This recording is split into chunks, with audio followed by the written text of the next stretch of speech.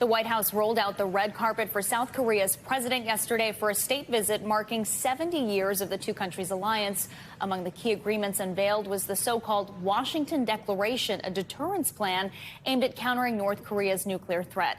NBC News White House correspondent Allie Raffa joins us now for more on this. So, Allie, walk us through what exactly this plan involves and how it's expected to work. Yeah, guys, good morning. Lots of pomp and circumstance and symbolism associated with this trip yesterday. The first by a South Korean president to the White House since the Clinton administration. But there was just as much official business that got done yesterday as well. This was a plan unveiled yesterday, an effort to strengthen the alliance between the U.S. and South Korea to combat aggression from not just North Korea, but also China. This is called, they're calling it the Washington Framework. It's actually modeled after a similar arrangement that the U.S. had with European allies during the Cold War. And it focuses on nuclear and strategic planning to deter nuclear aggression from North Korea. As we've all seen its ballistic missile testing ramp up in the last few months. Listen to how the president described this plan yesterday.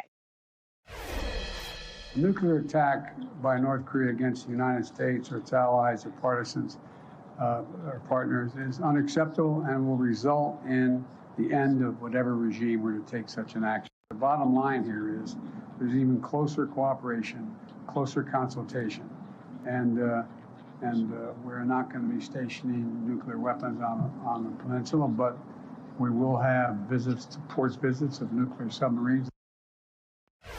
As you heard the president say there, this deal would call for periodic docking of U.S. nuclear-armed submarines in South Korea for the first time in decades. The U.S. would be in control of these weapons.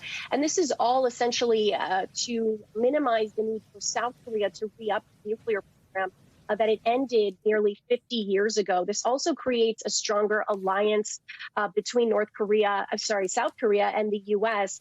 To deter that aggressiveness in the Asia-Pacific region. This is all met by the Biden administration to strengthen those alliances in the region. We saw the president go to South Korea to visit last year. We saw him meet with the Japanese prime minister in the last few weeks, and he's also expected to meet with the president of the Philippines very soon. So that's all part of this wider effort, guys.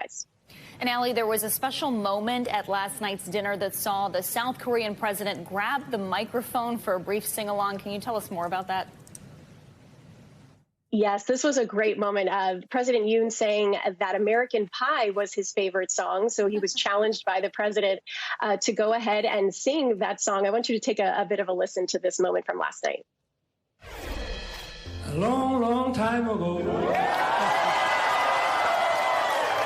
I can still remember how that music used to make me smile. Something touched me deep inside the day the music died. Definitely a highlight from that dinner. And once he finished, we saw President Biden gift President Yoon with an autographed guitar from Don McLean, who obviously wrote and sang that famous song, guys. All right. Very talented guy there, Allie. Thanks so much. Thanks for watching our YouTube channel. Follow today's top stories and breaking news by downloading the NBC News app.